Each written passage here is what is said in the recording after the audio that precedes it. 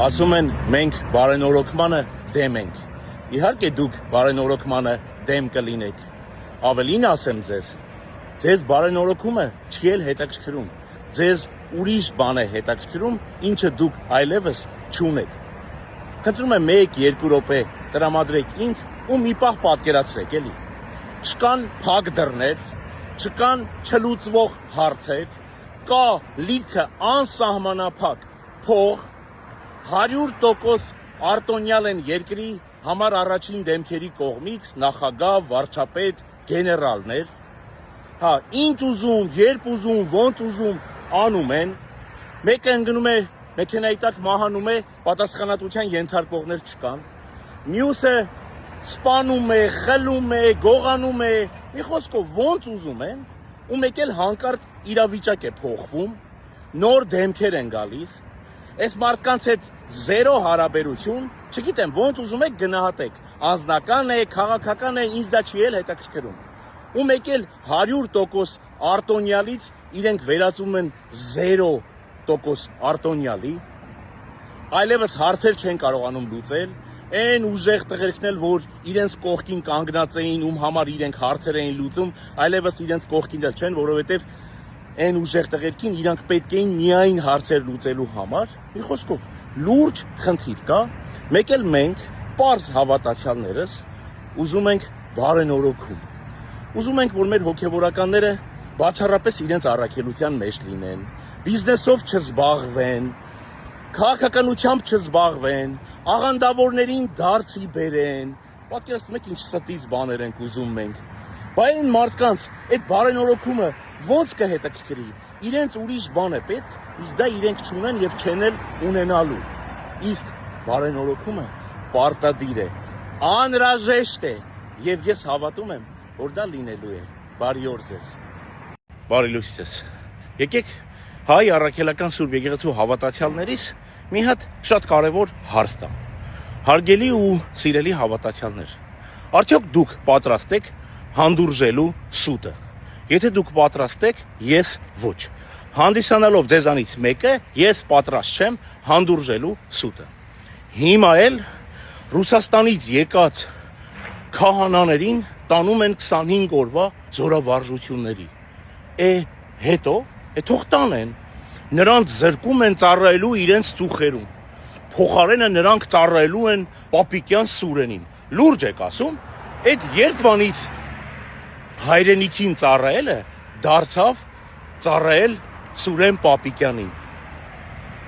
բա որ այդ նույն քահանաները, եթե չեմ սխալվում 30-ից ավելի քահանաներ,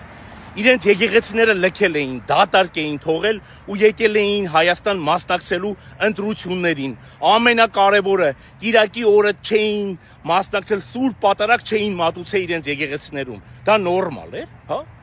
Այդ դուք չէիք, որ ընդամենը մի քանի շաբաթներ առաջ ասում էիք, որ հոգևորականներին զրկում են ծառայելու բանակում, հոգևոր խոսքը քարոզելու մեր զինվորներին, բա հիմա սրանից լավ առիթ 25 օրվա զորավարժություններում ծառայելու մեր հայրենիքին, հոգևոր խոսքը քարոզելու մեր զինվորներին, սրա վատը ո՞րն է սխալը այստեղ։ Լսեք, բավական է մանիպուլացնել մեր հավատացյալներին, խաբել մեր հավատացյալներին, շահարկել մեր եկեղեցին, չգիտեմ, ձեր անձնական հարցերը լուծելու համար։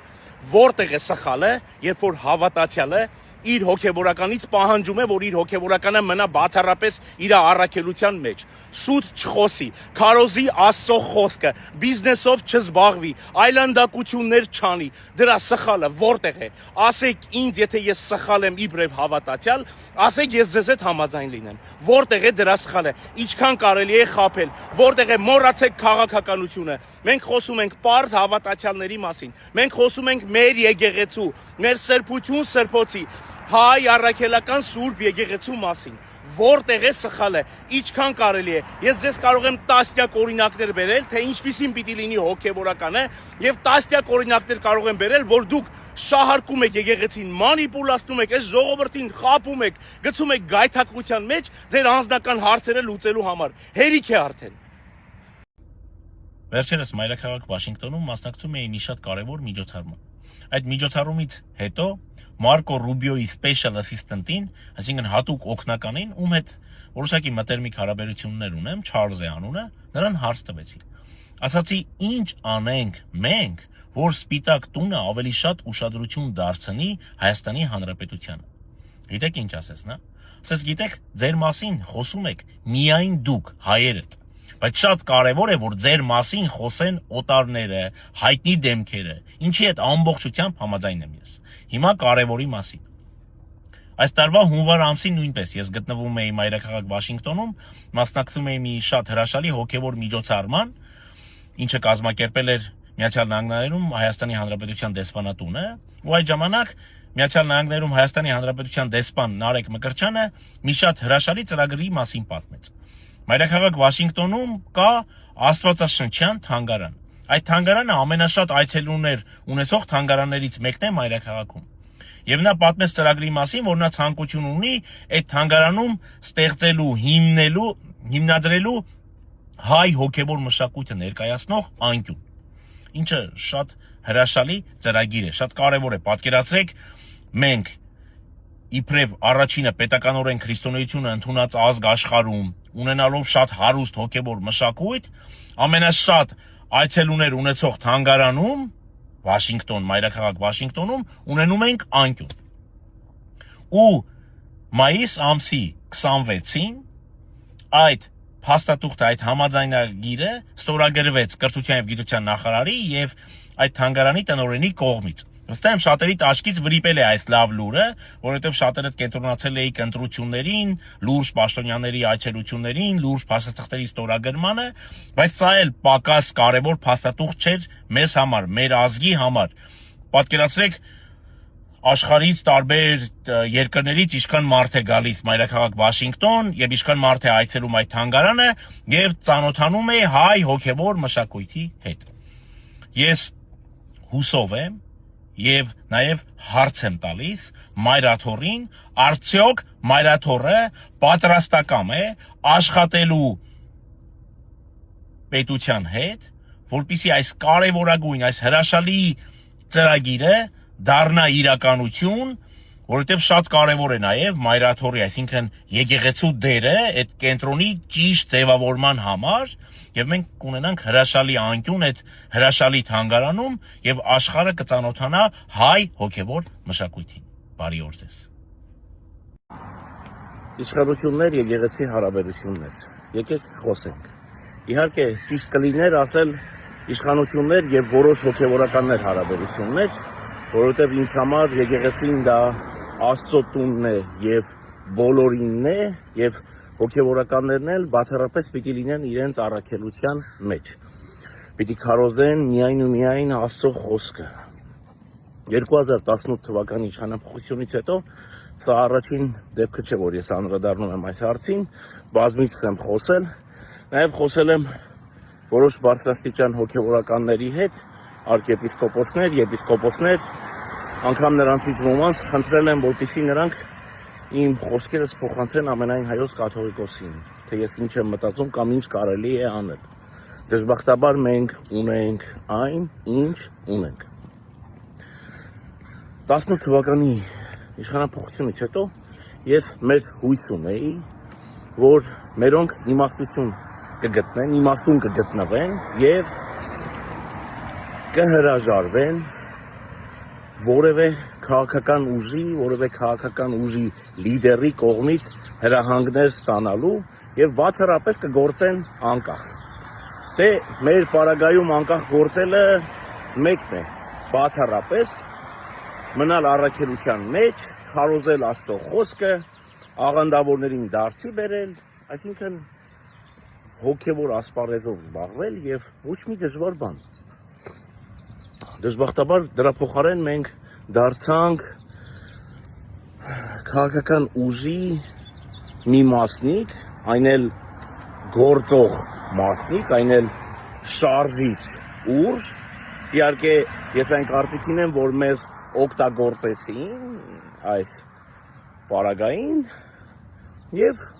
հիմա մենք շատ վատ հարաբերություններ ունենք, իբրև կառույց